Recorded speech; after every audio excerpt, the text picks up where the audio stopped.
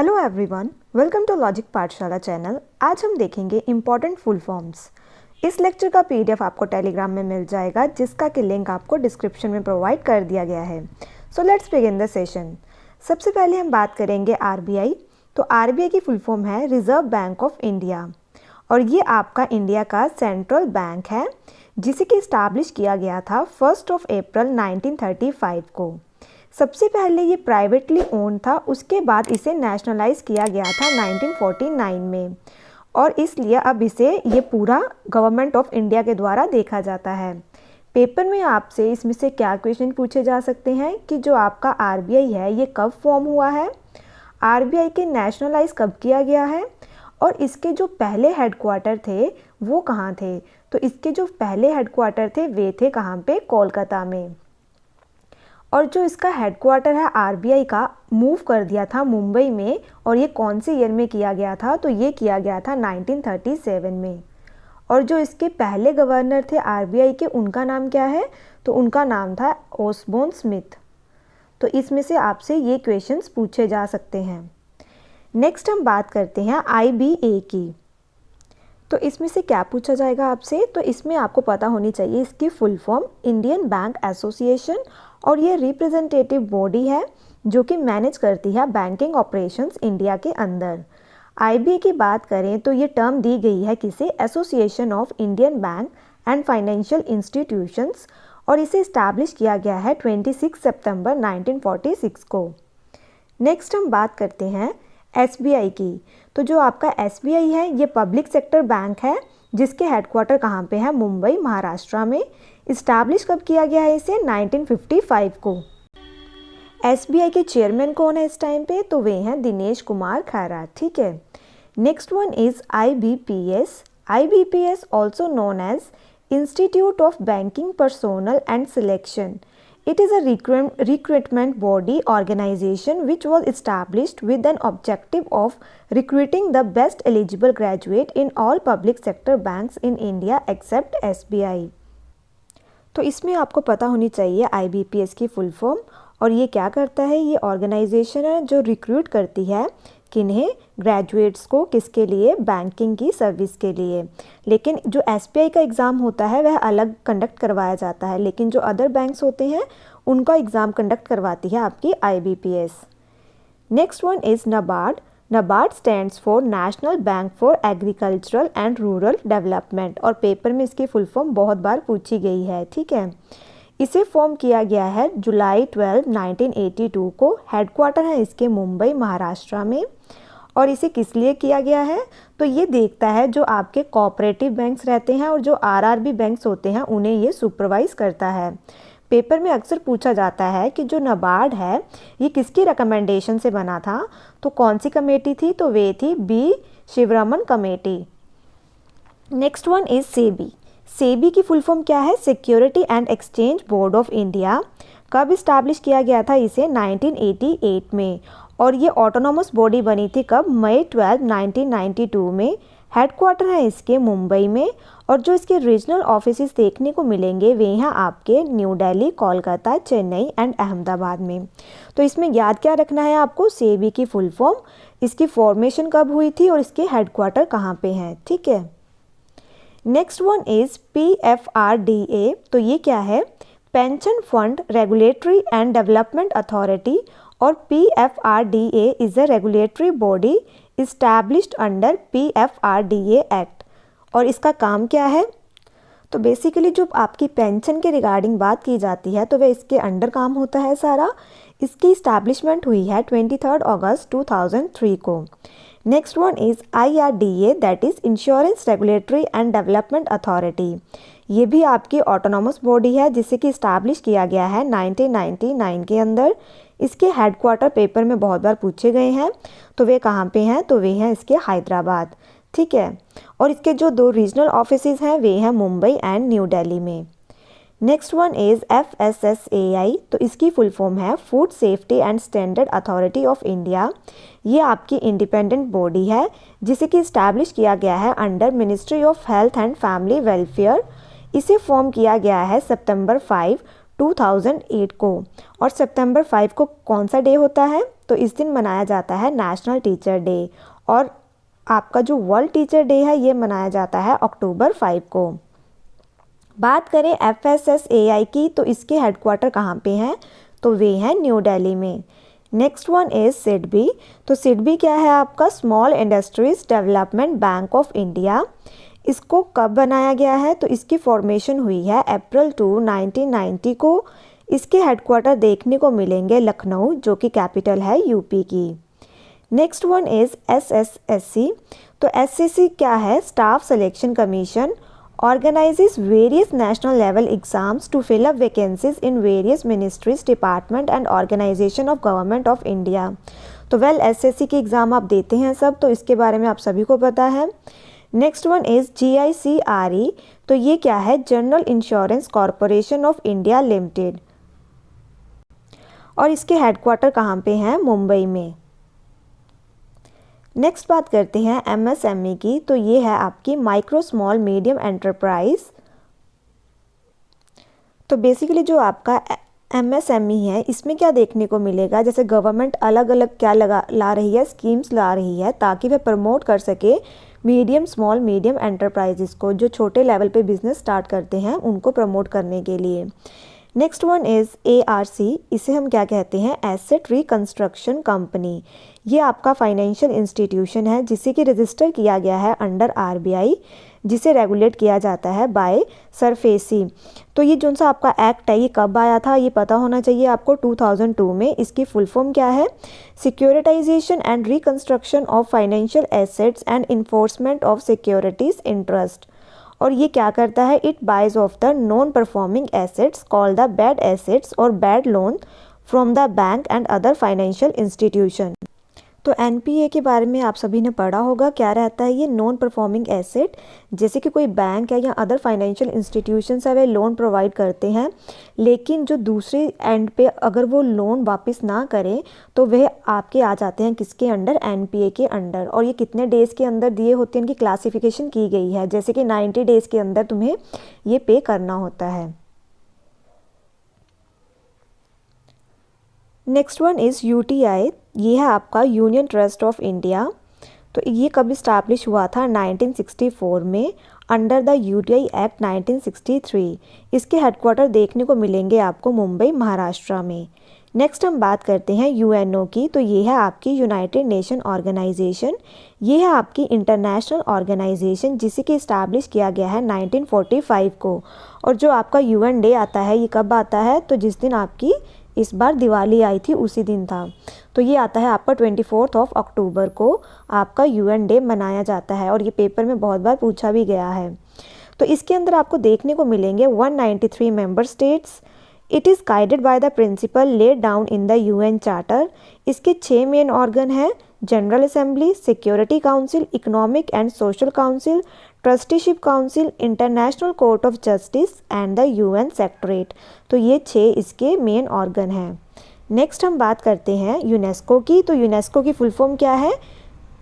United Nations educational, scientific and cultural organisation. और इसके headquarter कहाँ पे हैं यूनेस्को के? तो ये हैं पेरिस, फ्रांस में।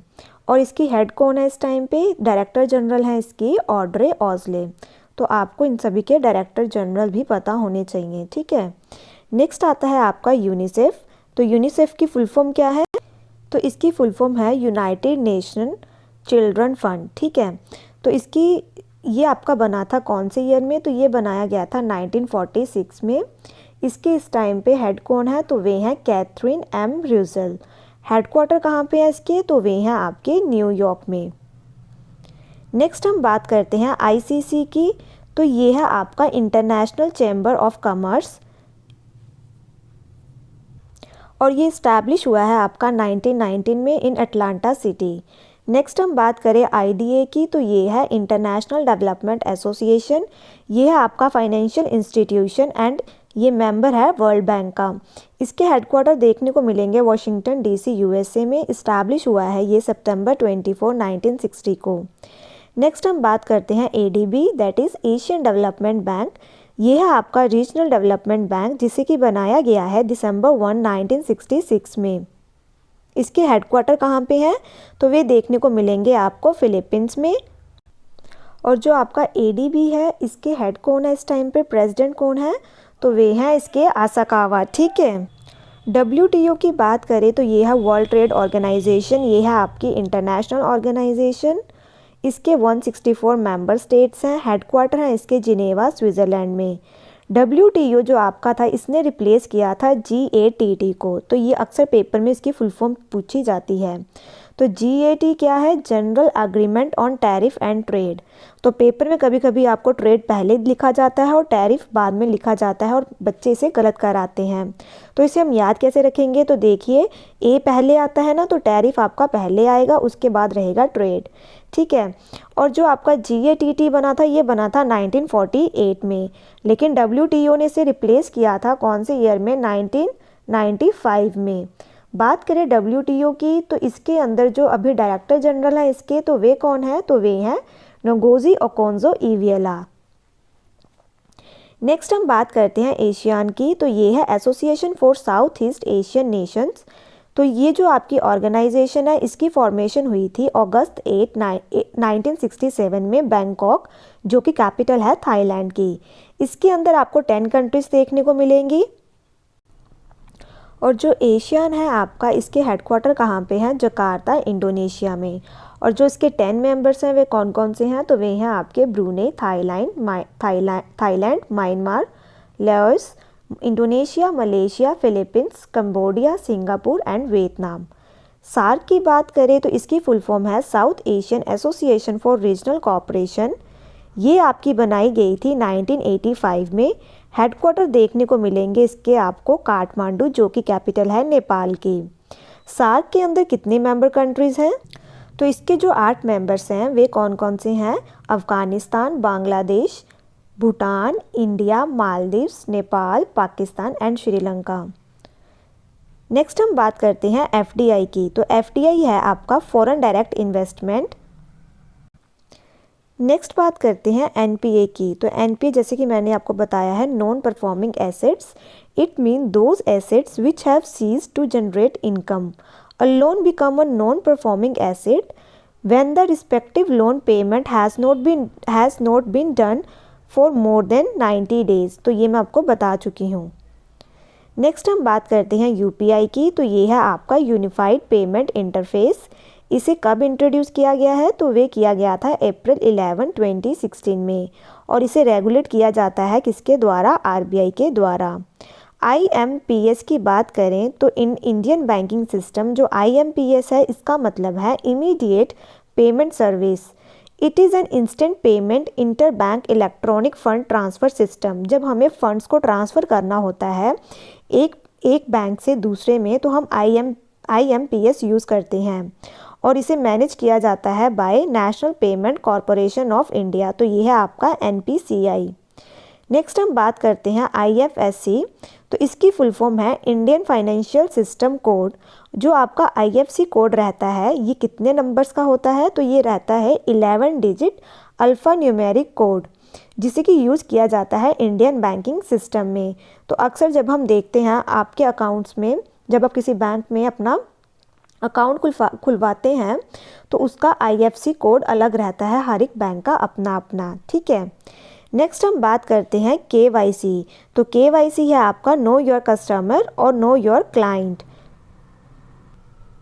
तो ये आपका रहता है, it refers to the process of knowing और identifying your customer in a complete manner.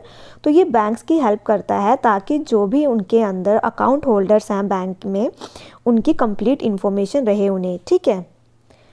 Next बात करते हैं एटीएम। तो जो हम एटीएम यूज़ करते हैं, इसकी फुल फॉर्म क्या है, ऑटोमेटेड टेलर मशीन। नेक्स्ट हम बात करें ओटीपी की। तो ओटीपी रहता है वन टाइम पासवर्ड। तो जैसे कि एटीएम का आपको पता है क्या यूज़ रहता है, इससे हम कैश विड्रॉल करते हैं, डिपॉजिट करते हैं। तो जो ये सारे फंक्शंस हैं, ये आप डेली एक्टिविटी आपके जो रहती हैं उसमें आप इन्हें देखते हैं। ओटीपी भी आप सभी को पता है, वन टाइम पासवर्ड जो रहता है, तो ये ऑटोमेटिकली जनरेटेड न्यूमेरिक और alpha numeric string of characters है, जिससे कि जब हम कोई ट्रांजैक्शन करते हैं तो ओटीपी क्या होता है, जनरेट होता है। Next one is GDP. तो जीडीपी की फुल फॉर्म है ग्रोस डोमेस्टिक प्रोडक्ट। तो जैसे कि इसमें ग्रोस का मतलब क्या रहता है, टोटल। डोमेस्टिक का मतलब विद इन द कंट्री, हमारी कंट्री की बाउंड्रीज के अंदर। प्रोडक्ट मतलब जो भी गुड्स एंड सर्विसेज प्रोड्यूस की जाती हैं in a country in a given period of time, उसे हम कहते हैं क्या, जीडीपी। तो जो भी गुड्स और services in a given period of time हमारी कंट्री के अंदर प्रोड्यूस की जाती हैं उसे हम कहेंगे जीडीपी। जीएसटी की बात करें तो ये है आपका गुड्स एंड सर्विसेज टैक्स, जिसे कहते हैं हम इनडायरेक्ट टैक्स, और कंजम्पशन टैक्स भी इसे कहा जाता है। जीएसटी डे कब मनाया जाता है, तो ये सेलिब्रेट किया जाता है 1 जुलाई को। इसी दिन जीएसटी इंडिया में क्या किया गया था, लागू किया गया था। अगर हम बात करें जीएसटी की तो इसमें से और क्या क्या क्वेश्चंस बनते हैं। जो आपका जीएसटी है ये ओरिजिनेट कहाँ हुआ था, तो ये आपको देखने को मिला था सबसे पहले कनाडा में। जो आपका जीएसटी है, जो हेड हैं जीएसटी काउंसिल के, वे कौन होते हैं, तो वे रहते हैं फाइनेंस मिनिस्टर। जो आपका जीएसटी बिल पास किया गया था तो कौन सी कॉन्स्टिट्यूशनल अमेंडमेंट की गई थी, तो ये भी आपको पता होना चाहिए। तो ये अमेंडमेंट की गई थी 101 कॉन्स्टिट्यूशनल अमेंडमेंट, और ये बिल नंबर था 122। ठीक है। और जो जीएसटी है इसने कौन कौन से टैक्स अबॉलिश किए हैं, तो वे किए हैं central excise duty, duties of exercise, additional duties of exercise, आपकी जो बाकी भी सर्विस टैक्स हो गया जैसे सेंटर सरचार्जेस हो गए, तो ये सब इसने क्या कर दिए हैं, अबॉलिश कर दिए हैं। ठीक है। और जिस टाइम पे जीएसटी को इंट्रोड्यूस किया गया था उस टाइम पे फाइनेंस मिनिस्टर कौन थे, तो वे थे अरुण जेटली। और जो आपके प्रेजेंट फाइनेंस मिनिस्टर हैं वे कौन हैं, तो वे हैं निर्मला सीतारमण। जो आपका जीएसटी इम्प्लीमेंट किया गया था तो वे किया गया था 1 जुलाई 2017 को, जिसे कि हम सेलिब्रेट करते हैं एज ए जीएसटी डे। जो आपकी पहली स्टेट थी जिसने जीएसटी बिल पास किया था तो वे थी असम, और ये आपको पेपर में बहुत बार पूछी भी गई है। और जो पहली कंट्री थी जिसने इंट्रोड्यूस किया था जीएसटी, वे कौन सी थी, तो वे थी आपकी फ्रांस। ठीक है। जो आपका आर्टिकल 246A है उसमें क्या लिखा गया है कि state have power to tax goods and services. और अगर हम जीएसटी काउंसिल की बात करें तो ये रहेगा आपका आर्टिकल 279A, बहुत इंपॉर्टेंट है। इसमें क्या बताया गया है कि जो जीएसटी काउंसिल है इसे बनाया गया है किसके द्वारा, प्रेसिडेंट के द्वारा, ताकि ये एडमिनिस्टर और गवर्न कर सके जीएसटी को। इसके जो चेयरमैन रहेंगे काउंसिल के वो रहेंगे आपके यूनियन फाइनेंस मिनिस्टर, और इसके जो अदर मेंबर्स रहेंगे वे रहेंगे आपके जो आपकी बाकी स्टेट्स हैं वहाँ से जो रहेंगे आपके नॉमिनेटेड मेंबर्स। ठीक है। जो इसकी काउंसिल रहेगी जीएसटी काउंसिल, इसमें जो सेंटर के पास वोटिंग पावर रहेगी वो रहेगी 1/3, और जो स्टेट के पास वोटिंग पावर रहेगी वे रहेगी आपकी 2/3, और जो डिसीजन लिया जाएगा वे लिया जाएगा 3/4 ऑफ द मेजॉरिटी। तो आगे अब हम कुछ फुल फॉर्म्स देख लेते हैं। जैसे कि कंप्यूटर की फुल फॉर्म रहती है common operating machine purposely used for technological and educational research. CPU की फुल फॉर्म पता होगी आप सभी को, central processing unit. RAM is random access memory, ROM is read only memory, ALU is arithmetic logic unit. URL की बात करें तो ये है यूनिफॉर्म रिसोर्स लोकेटर। जैसे है आपका यूएसबी, ये है आपका यूनिवर्सल सीरियस बस। यूपीएस क्या है आपका, अनइंटरप्टेबल पावर सप्लाई। वायरस की फुल फॉर्म क्या है, vital information resource under seize. CD है आपका कॉम्पैक्ट डिस्क। डीवीडी है आपका डिजिटल वर्सटाइल डिस्क। पीएनजी है पोर्टेबल नेटवर्क ग्राफिक्स। आईपी है इंटरनेट प्रोटोकॉल। और ये देखिए एचटीटीपी और एचटीटीपीएस पेपर में ये बहुत बार पूछे गए हैं तीनों। हाइपर टेक्स्ट ट्रांसफ़र प्रोटोकॉल, जब एस लग जाएगा तो सिक्योर हो जाएगा। और HTML है आपका हाइपर टेक्स्ट मार्कअप लैंग्वेज। लैन, वैन, VPN है आपका वर्चुअल प्राइवेट नेटवर्क। वाईफाई की बहुत बार पूछी गई है, दैट इज़ वायरलेस फिडेलिटी। आगे देखें हम, ये आपकी मेगाबाइट, किलोबाइट, टेराबाइट, तो ये सब आपको पता होंगी। OS है आपका ऑपरेटिंग सिस्टम। PDF की फुल फॉर्म क्या रहती है, ये पूछा गया था रिसेंटली एग्ज़ाम में, तो वे है पोर्टेबल डॉक्यूमेंट फॉर्मेट। ये देखिए नेक्स्ट है आपकी WWW की है वर्ल्ड वाइड वेब। GIF की है ग्राफिक्स इंटरचेंज फॉर्मेट। अब देखते हैं ये आपके एग्ज़ाम्स हैं। यूपीएससी की फुल फॉर्म है union public service commission. IAS है आपका इंडियन एडमिनिस्ट्रेटिव सर्विस। आईपीएस रहेगा पुलिस सर्विसेज। आईआरएस रहेगा रेवेन्यू। आईएफएस रहेगा फॉरेस्ट सर्विसेज। ठीक है। पीसीएस है आपको जो आपका स्टेट सिविल सर्विसेज होते हैं उसे हम कहते हैं पीसीएस। कैट है आपका कॉमन एडमिशन टेस्ट। सीजीएल के एग्ज़ाम आप देते हैं, that is combined graduate level exam. फिर ये आपके आगे बताए गए हैं, जैसे ये बैंक का है Exim export import bank of India. FEMA है आपका फॉरेन एक्सचेंज मैनेजमेंट एक्ट, और ये पेपर में बहुत बार पूछा भी गया है। ठीक है। तो ये जो फुल फॉर्म्स हैं इसको आपको मैं पीडीएफ में प्रोवाइड कर दूंगी, यहाँ से आप देख लेना। जैसे आपका आईएलओ है, ये है इंटरनेशनल लेबर ऑर्गेनाइजेशन, कब बनी है ये 1919 में। हेडक्वार्टर कहाँ पे है इसके, जिनेवा स्विट्ज़रलैंड के अंदर। ठीक है। जीपीएस की फुल फॉर्म क्या है, global positioning system. ASI is archaeological survey of India. Laser की फुल फॉर्म क्या है, तो ये है आपकी पेपर में पूछी भी गई है बहुत बार, light amplification by stimulated emission of radiation. Next हम बात करें एचआईवी की, तो ये है human immunodeficiency virus. AIDS है आपका acquired immunodeficiency syndrome. UIDAI ये है unique identification authority of India. SMS की फुल फॉर्म है शॉर्ट मैसेज सर्विस। तो ये आपकी फुल फॉर्म्स हैं। जैसे आपकी रहेगी यहाँ पे डीडीटी की पूछी गई है बहुत बार, तो ये है डाइक्लोरो डाइफिनाइल ट्राइक्लोरोइथेन। आईसीआईसीआई क्या है आपका, industrial credit and investment corporation of India. तो यहाँ पे ये हमारा आज का लेक्चर ख़त्म होता है। इस लेक्चर का पीडीएफ आपको टेलीग्राम में दे दिया जाएगा। And thank you so much for watching this lecture.